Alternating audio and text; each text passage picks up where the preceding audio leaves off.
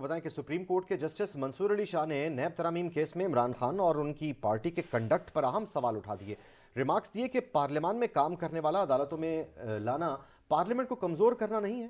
Chief justice نے کہا کہ شاید عمران خان کو معلوم تھا کہ وہ پارلیمنٹ میں کامیاب نہیں ہو سکتے تو عدالت آ گئے. عمران خان سیاستدان ہونے کے ساتھ ساتھ عام شہری بھی ہیں. چیف جسٹس کی سربراہی میں 3 رکنی بینچ نے کیس کی سماعت کی. جسٹس منصور علی شاہ نے ریمارکس دیے کہ عمران خان اور ان کی پارٹی نے نیب ترمیمی بل پر ووٹنگ سے اجتناب کیا. کیا ووٹنگ سے اجتناب کرنے والے کا عدالت میں حق دعویٰ بنتا ہے؟ کیا کوئی رکن اسمبلی پارلیمان کو خالی چھوڑ سکتا ہے؟ استعفیٰ منظور نہ ہونے کا مطلب ہے کہ اسمبلی رکنیت برقرار ہے. رکن اسمبلی حلقے کی عوام کا نمائندہ اور ان کے اعتماد کا امین ہوتا ہے. کیا عوامی اعتماد کے امین کا پارلیمنٹ کا بائیکاٹ کرنا درست ہے؟ کیا قانون سازی کے وقت بائیکاٹ کرنا پھر عدالت آ جانا پارلیمانی جمہوریت کو کمزور کرنا نہیں؟ کیسے تعین ہوگا کہ نیب ترامیم عوامی مفاد اور اہمیت کا کیس ہے؟ عوامی مفاد کا تعین کیا عدالت میں بیٹھے 3 ججز نے کرنا ہے؟ وفاقی حکومت کے وکیل نے جواب دیا پی ٹی آئی کے تمام ارکان مشترکہ اجلاس میں آتے تو اکثریت میں ہوتے. چیف جسٹس نے ریمارکس دیے کہ اس نقطے پر عمران خان سے جواب لیں گے. کیا صرف اس بنیاد پر عوامی مفاد کا مقدمہ نہ سنے کہ درخواست گزار کا کنڈکٹ درست نہیں تھا؟ ہر لیڈر اپنے اقدامات کو درست کہنے کے لیے آئین کا سہارا لیتا ہے. بعض اوقات قانونی حکمت عملی بھی سیاسی لحاظ سے بے وقوفی لگتی ہے. پارلیمانی کارروائی کا بائیکاٹ دنیا بھر میں ہوتا ہے. برصغیر میں تو بائیکاٹ کی لمبی تاریخ ہے. جسٹس اعجاز الاحسن نے استفسار کیا کہ پارلیمان کے مشترکہ اجلاس میں کتنے ارکان نے نیب ترامیم کی منظوری دی. وکیل نے جواب دیا بل منظوری کے وقت مشترکہ اجلاس میں 167 ارکان شریک تھے. جسٹس اعجاز الاحسن نے ریمارکس دیے مشترکہ اجلاس میں ارکان کی تعداد 446 ہوتی ہے، یعنی آدھے سے کم لوگوں نے ووٹ دیا. عدالت صرف بنیادی حقوق اور آئینی حدود پار کرنے کے نکات کا جائزہ لے رہی ہے. درخواست گزار نے نیب ترامیم عوامی مفاد اور بنیادی حقوق کی خلاف ورزی پر چیلنج کی. عمران خان کے کنڈکٹ پر سوال تب اٹھتا اگر نیب ترامیم سے ان کو کوئی ذاتی فائدہ ہوتا. بظاہر درخواست گزار کا نیب ترامیم سے کوئی ذاتی مفاد منسلک نہیں لگتا. جسٹس منصور علی شاہ نے کہا کہ اگر عدالت نیب قانون کا لدم قرار دے گی تو کل کیا کوئی بھی سپریم کورٹ میں قانون سازی چیلنج کر دے گا؟ عدالت نے کیس کی سماعت 14 فروری تک ملتوی کر دی. لاہور ہائی کورٹ نے پنجاب میں عام انتخابات کی تاریخ نہ دینے کے خلاف دائر درخواستوں پر وکلاء کے دلائل مکمل ہونے کے بعد فیصلہ محفوظ کر لیا. پنجاب میں الیکشن کی تاریخ کا اعلان نہ کرنے کے خلاف لاہور ہائی کورٹ کے جسٹس جواد حسن نے تحریک انصاف کے جنرل سیکرٹری اسد عمر سمیت دیگر کی درخواستوں پر سماعت کی. آئی جی پنجاب نے موقف اختیار کیا کہ انتخابات سے متعلق جو الیکشن کمیشن کا فیصلہ ہوگا ہم اس پر عمل درآمد کریں گے. چیف سیکرٹری پنجاب نے آگاہ کیا کہ ہم آئین کے آرٹیکل 220 پر عمل درآمد کے پابند ہیں. عدالت اور الیکشن کمیشن جو بھی فیصلہ کرے ہم اس پر عمل درآمد کے پابند ہیں. جسٹس جواد حسن نے کہا کہ ہمیں بس آپ کی یقین دہانی چاہیے تھی. الیکشن کمیشن کے وکیل نے الیکشن بروقت کروانے سے معذوری ظاہر کر دی. الیکشن کمیشن کے وکیل کا موقف تھا کہ تاریخ دینا الیکشن کمیشن کا کام نہیں ہے. عدلیہ، چیف سیکرٹری اور فنانس سب نے افسران اور فنڈز دینے سے معذرت کر لی ہے. الیکشن کمیشن ایسے حالات میں کیسے الیکشن کروا سکتا ہے؟ ہمیں الیکشن کروانے کے لیے 14 ارب روپے کی ضرورت ہے. قانون میں الیکشن کی تاریخ مؤخر ہو سکتی ہے. جسٹس جواد حسن نے استفسار کیا کہ آپ کا اعتراض ہے کہ الیکشن کمیشن فریق نہیں؟ گورنر کے وکیل شہزاد شوکت نے دلائل میں کہا کہ اگر اسمبلی خود بخود تحلیل ہوتی ہے تو گورنر انتخابات کی تاریخ دینے کا پابند نہیں ہے. تحریک انصاف کے وکیل کا کہنا تھا کہ آئین میں واضح درج ہے کہ اسمبلی کی تحلیل کے بعد 90 روز میں الیکشن ہوں گے. صدر مملکت بھی الیکشن کی تاریخ دے سکتے ہیں. عدالت حکم دے گی تو صدر تاریخ دے دیں گے. لاہور ہائی کورٹ نے الیکشن کمیشن کو قومی اسمبلی کی 43 نشستوں پر ضمنی انتخابات کا شیڈول روکنے کا تحریری حکم جاری کر دیا ہے. فیصلے کے مطابق الیکشن کمیشن کی جانب سے ارکان کو معطل کرنے کا نوٹیفیکیشن 7 مارچ تک معطل رہے گا. ہائی کورٹ نے حکم دیا ہے کہ الیکشن کمیشن قومی اسمبلی کے 43 حلقوں میں تا حکم ثانی ضمنی الیکشن نہیں کروائے گا. لاہور ہائی کورٹ نے 43 ارکان قومی اسمبلی کے استعفے منظور کرنے کے خلاف دائر درخواست کا تحریری حکم جاری کر دیا ہے. 4 صفحات پر مشتمل عبوری تحریری حکم جسٹس شاہد کریم نے جاری کیا ہے، جس میں عدالت نے 43 نشستوں پر ضمنی انتخاب کو روکتے ہوئے حکم دیا ہے کہ ان نشستوں پر الیکشن شیڈول جاری نہیں کیا جائے گا. تحریری حکم میں مزید کہا گیا ہے کہ عدالت الیکشن کمیشن کے جاری کردہ 25 جنوری کے نوٹیفیکیشن کو معطل کرتی ہے. عدالت نے درخواست کو سماعت کے لیے منظور کر لیا اور فریقین کو تحریری جواب داخل کرنے کی ہدایت جاری کر دی. درخواست پر مزید سماعت اب 7 مارچ کو ہوگی. الیکشن کمیشن نے تحریک انصاف کی ضمنی انتخابات 16 کے بجائے 19 مارچ کو کرانے کی درخواست کو مسترد کر دیا۔ ذرائع الیکشن کمیشن کے مطابق ضمنی انتخابات والے متعلقہ حلقوں میں 16 مارچ کو مقامی سطح پر چھٹی دی جائے گی۔ الیکشن کمیشن متعلقہ صوبوں کو ان حلقوں میں مقامی چھٹی کے لیے خط لکھے گا۔ الیکشن کمیشن متعلقہ صوبوں کو ان حلقوں میں مقامی سطح پر چھٹی کے لیے خط لکھے گا۔ الیکشن کمیشن 60 روز میں ضمنی انتخابات کرانے کا پابند ہے۔ 19 مارچ کو الیکشن کرانے سے آئینی خلاف ورزی ہو جائے گی۔ اسلام آباد ہائی کورٹ میں اسلام آباد کے بلدیاتی انتخابات سے متعلق انٹرا کورٹ اپیلیں 14 فروری کو سماعت کے لیے مقرر کر لی گئی۔ اسلام آباد ہائی کورٹ کے رجسٹرار آفس نے کاز لسٹ جاری کر دی۔ چیف جسٹس عامر فاروق اور جسٹس سمن رفت امتیاز پر مشتمل اسلام آباد ہائی کورٹ کا دو رکنی بینچ سنگل بینچ کے فیصلے کے خلاف اپیلوں پر سماعت کرے گا۔ عدالت نے 7 فروری کو انٹرا کورٹ اپیلوں پر سماعت کی تھی۔ الیکشن کمیشن، وفاقی حکومت اور لیگی رہنما نے سنگل بینچ کے فیصلے کے خلاف اپیل دائر کر رکھی ہے۔ اور حکومت نے 170 ارب روپے کے ٹیکسز لگانے کا فیصلہ کر لیا ہے۔ وفاقی وزیر خزانہ اسحاق ڈار نے کہا کہ نئے ٹیکس لگانے کے لیے منی بجٹ لانا پڑے گا۔ عمران خان کا آئی ایم ایف سے معاہدہ ہم نبھا رہے ہیں۔ آئی ایم ایف کی بعض اصلاحات پاکستان کے حق میں ہیں۔ پاکستان کو آئی ایم ایف جائزے کے بعد 1.2 ارب ڈالر ملنے کی توقع ہے۔ اسلام آباد میں پریس کانفرنس سے خطاب میں وزیر خزانہ اسحاق ڈار نے کہا، کل آئی ایم ایف سے مذاکرات کا آخری دور ہوا۔ پاکستان اور آئی ایم ایف نے کئی امور پر اتفاق کیا۔ اب ورچوئل میٹنگ ہوگی جس میں چیزوں کو آگے لے کر چلیں گے۔ میرے نزدیک یہ 10 دن کی جو ڈائیلاگ تھی یہ پازیٹیولی کنکلوڈ ہوئی ہے۔ کسی چیز کے اوپر ابھی کوئی ابہام نہیں ہے۔ وزیر خزانہ نے کہا کہ ممکنہ کوشش ہے کہ کوئی ایسا ٹیکس نہ لگے جو ڈائریکٹ عام آدمی پر بوجھ بنے۔ یہ 170 ارب روپے اسی مالی سال میں پورے کرنا ہے۔ اسحاق ڈار کا کہنا تھا کہ گیس کے سیکٹر میں بھی گردشی قرضے کو مزید روکنا ہے۔ ان ٹارگیٹڈ سبسڈیز کو منیمائز کریں گے۔ گیس کے سرکولر ڈیٹ کے فلو کو بھی زیرو کرنا ہے۔ وزیر خزانہ نے کہا ہے کہ پیٹرولیم مصنوعات کی قیمتوں میں لیوی کو 5 روپے بڑھایا جائے گا۔ سیل ٹیکس نہیں لگایا جائے گا۔ منی بجٹ لانا پڑے گا، خواہ بل کی شکل ہو یا آرڈیننس کی صورت میں۔ پیٹرول پہ 50 روپے کی لمٹ ہم پوری کر چکے ہیں ماضی میں۔ جو 50 روپے کی ڈیزل پہ تھی اس میں 40 پورے ہو چکے ہیں۔ تو اس پہ جو بیلنس ہے 10 روپے وہ ہمیں 5 روپے 1 مارچ 1 اپریل کو، but automatically that had to be done. Ishaq Dar بولے کہ گزشتہ 5 سال میں 24ویں نمبر پر معیشت کو 47ویں معیشت پر لا کھڑا کر دیا۔ P D M Imran Khan کی حکومت کے آئی ایم ایف سے کیے گئے معاہدے پر عمل کر رہی ہے۔ بے نظیر انکم سپورٹ پروگرام میں طے کیا ہے کہ 360 ارب سے حکومت 400 ارب پر لے کر جائے گی۔ 24ویں معیشت سے 47 بنا دیا اور جو قرضے تھے 70% بڑھا دیے ہیں۔ جو ڈیٹ سروسنگ تھی وہ اپنے ناکام پالیسی کی وجہ مہنگائی کا طوفان کھڑا کر دیا ہے۔ وزیر خزانہ اسحاق ڈار کا کہنا تھا کہ دوست ممالک سے امداد ملنے کی امید ہے۔ 5-7 ملین ڈالرز آنے دیں تو سب بزنس شروع ہو جائے گا۔ ٹیکس بڑھانا ہوگا، سبسڈی ختم یا کم۔ عالمی مالیاتی ادارے نے پاکستان کے دورے کے بعد اعلامیہ جاری کر دیا ہے۔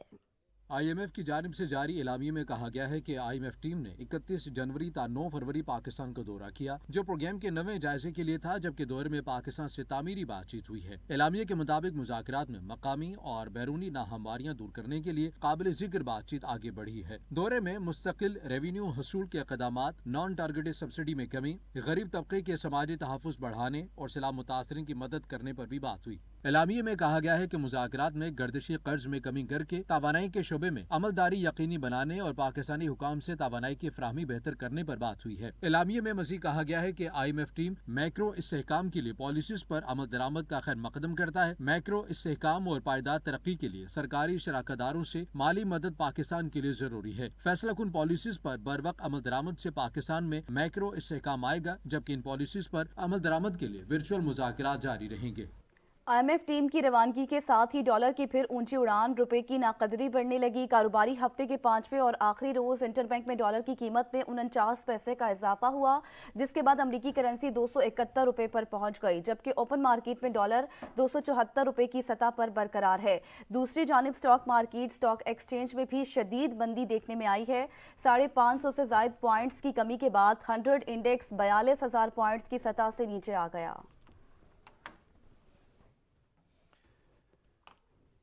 سپریم کورٹ نے سپر ٹیکس کے تمام مقدمات یکجا کر کے اگلے ہفتے مقرر کرنے کا حکم دے دیا۔ چیف جسٹس امرتا بندیال نے ریمارکس دیے کہ پاکستان دیوالیہ نہیں ہونے جا رہا، منظم ہو کر اقدامات کرنے کی ضرورت ہے۔ सुप्रीम कोर्ट में सुपर टैक्स के निफास से मुतल्लिक केस की समाअत चीफ जस्टिस उमर अता बंदयाल की सरबराही में 3 रुकनी बेंच ने की।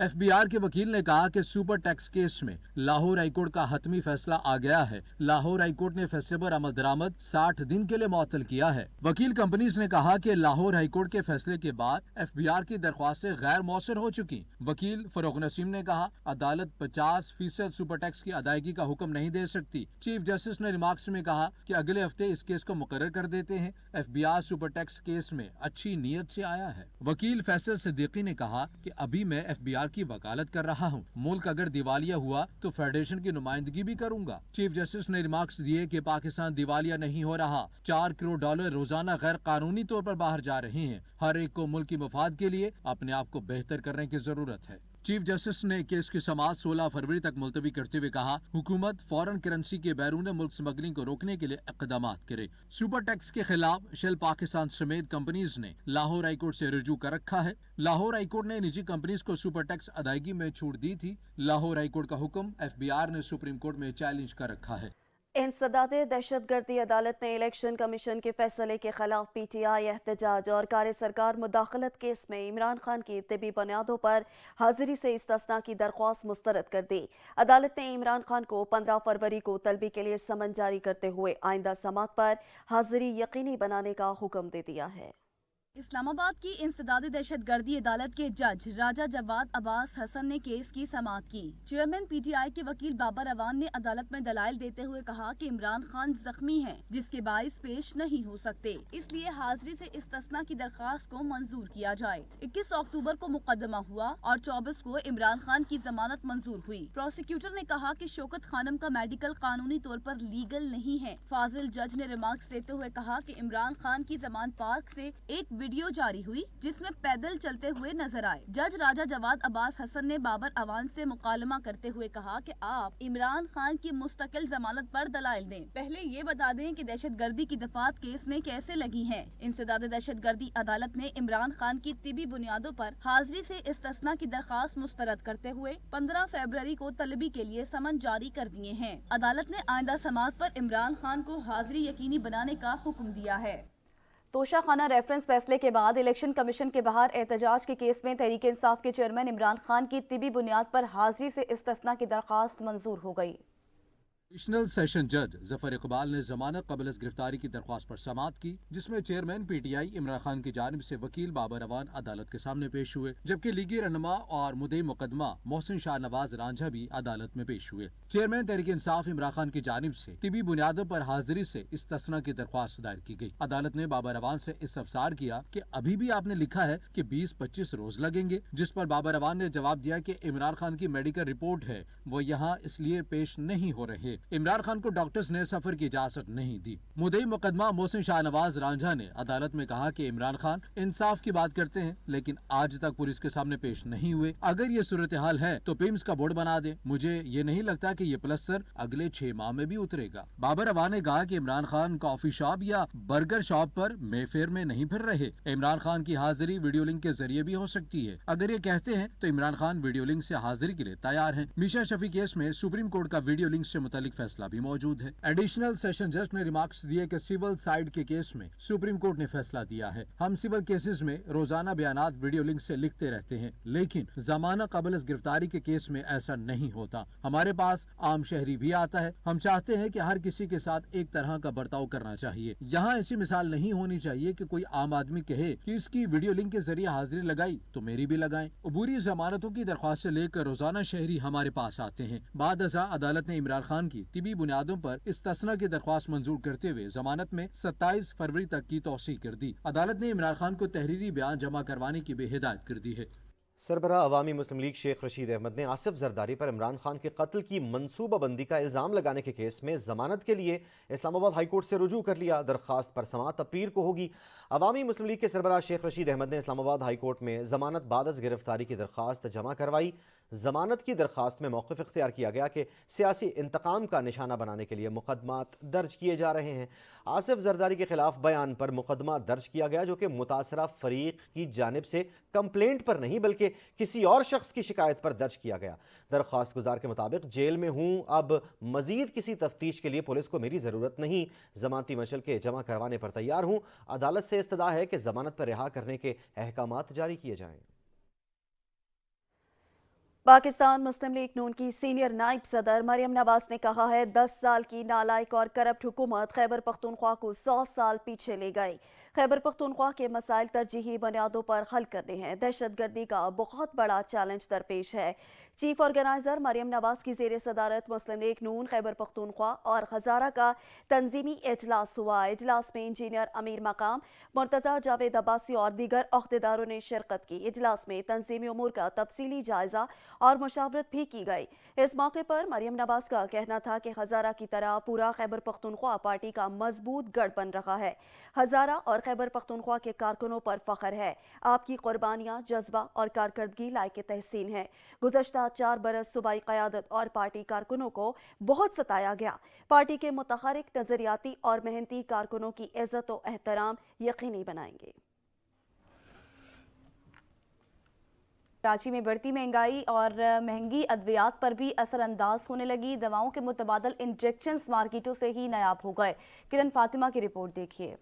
جی بالکل، دیکھیں کراچی میں مہنگائی کی لہر بے قابو ہے۔ اشیاء خوردونوش کی قیمتیں جو ہے وہ اب آسمان سے باتیں کرتی ہوئی نظر آ رہی ہے۔ وجہ صرف یہ ہے کہ پیٹرولیم مصنوعات کی بڑھتی قیمتوں نے جو ہے وہ پھلوں پر بھی کافی اثر ڈالا ہے۔ اس وقت میں صدر کی ایک پھلوں کی مارکیٹ میں موجود ہوں۔ پھلوں کی بات کروں تو کیلے جو ہیں وہ 150 سے 200 روپے میں فروخت کیے جا رہے ہیں، جبکہ جو اسٹرابیریز ہیں ایسے موسم میں جو ہے اسٹرابیریز کا جو شیک ہے وہ بھی کافی پسند کیا جاتا ہے، لیکن اسٹرابیریز جو ہیں وہ بھی 250 سے 300 روپے میں جو ہے وہ کرن تفصیلات سے آگاہ کرنے کے لیے آپ کو بتاتے چلیں سپریم کورٹ میں شریف فیملی کی شوگر ملوں کی کپاس کے علاقوں میں منتقلی کے خلاف دائر درخواستوں پر سماعت۔ پنجاب حکومت کی جانب سے درخواستیں واپس لینے کی استدعا پر عدالت نے برہمی کا اظہار کیا۔ جسٹس مظاہر علی اکبر نقوی نے ریمارکس دیے کہ کیس عدالت میں ہے تو مسئلہ کیسے حل ہو گیا؟ کیا عدالت نے پنجاب حکومت چلاتی ہے؟ جسٹس اعجاز الاحسن کی سربراہی میں 3 رکنی بینچ نے کیس کی سماعت کی۔ دوران سماعت پنجاب حکومت کی جانب سے سپریم کورٹ میں دائر درخواستیں واپس لینے کی استدعا کی گئی۔ عدالت نے پنجاب حکومت کی درخواستیں واپس لینے کی استدعا پر برہمی کا اظہار کیا۔ جسٹس مظاہر علی اکبر نقوی نے کہا، کیا مطلب؟ آپ کیس کیوں واپس لینا چاہتے ہیں؟ نمائندہ Punjab industries and commerce department نے جواب دیا، شوگر ملوں کی منتقلی کا مسئلہ حل ہو چکا ہے۔ جسٹس مظاہر علی اکبر نقوی نے کہا کہ کیس عدالت میں ہے تو مسئلہ کیسے حل ہو گیا؟ کیا عدالتیں پنجاب حکومت چلاتی ہیں؟ زیر التوا مقدمے پر پنجاب حکومت کیسے خط لکھ کر واپس لے سکتی ہے؟ فوری اس خط کو واپس لیں۔ جسٹس اعجاز الاحسن نے ریمارکس دیے، پنجاب حکومت اپنی استدعا کو طریقہ کار کے مطابق دائر کرے، جائزہ لیں گے۔ عدالت نے وکیل کی استدعا پر کیس کی مزید سماعت 28 فروری تک ملتوی کر دی۔ 18ویں چولستان جیپ ریلی میں سابق وزیر اعلیٰ بلوچستان جام کمال بھی حصہ لے رہے ہیں۔ جام کمال کی گاڑی میٹ پوائنٹ قلعہ جام گڑھ پہنچ گئی ہے۔ بس کوشش ہوتی ہے کہ اچھی ڈرائیونگ ہو، جو بندہ اچھا چلا سکتا ہے۔ ظاہر بات ہے، دیکھیں جو اچھا چلائے گا وہ کیٹیگری میں یا اپنی پوڈیم کی طرف جائے گا۔ جہاں مسٹیکس ہوں گی، ڈرائیونگ میں کمزوری ہوگی، بندہ پیچھے جائے گا، چاہے کچھ بھی ہو جائے۔ کوشش تو ہماری ہوتی ہے کہ الحمدللہ کوشش کریں کہ پوڈیم زیادہ سے زیادہ اوپر کی طرف جائیں، لیکن عموماً ہوتا ہے کہ اچھا ڈرائیو کرے بندہ، ریلیکس ہو کے ڈرائیو کرے اور اپنے اوور آل کمپٹیشن کو پازیٹیو دیکھے تو ایک میچ بھی اچھا چلتا ہے اور ردم بھی اچھا چلتا ہے۔ اچھا، دوسرا سر آپ نے یہاں پہ دیکھا ہے کہ شائقین کی جو ہے یہاں پہ جوش اور ولولہ جو ہے آپ نے دیکھا ہے، اس حوالہ سے کیا کہیں؟ جی ماشاءاللہ چولستان اور خاص کر ادھر قلعہ پہ اور جام گڑھ پہ ہمیشہ سے ہم نے بڑی اچھی پازیٹیونیس دیکھی ہے۔ لوگوں میں بڑے خوشی سے آتے ہیں، اس اسپورٹ کو بڑا اون کرتے ہیں۔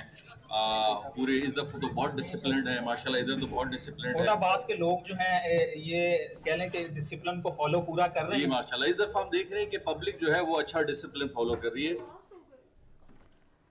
سوات کے پہاڑی علاقوں میں شدید برف باری کے سبب سڑکیں بند، جگہ جگہ سیاحوں کی گاڑیاں پھنس گئی۔ انتظامیہ سڑکوں کو بحال کرنے میں مصروف ہے۔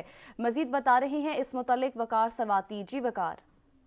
جی بالکل، سوات کے سیاحتی مقامات پر گزشتہ 24 گھنٹوں کے دوران شدید برفباری ہوئی ہے اور اب تک کالام اور ملم جبہ میں تقریباً 2 سے 3 فٹ تک مزید برف جو ہے وہ پڑ چکی ہے۔ اس طرح اگر سڑکوں کے حوالے سے بتاتا چلوں تو جگہ جگہ پر سڑکیں بند ہیں۔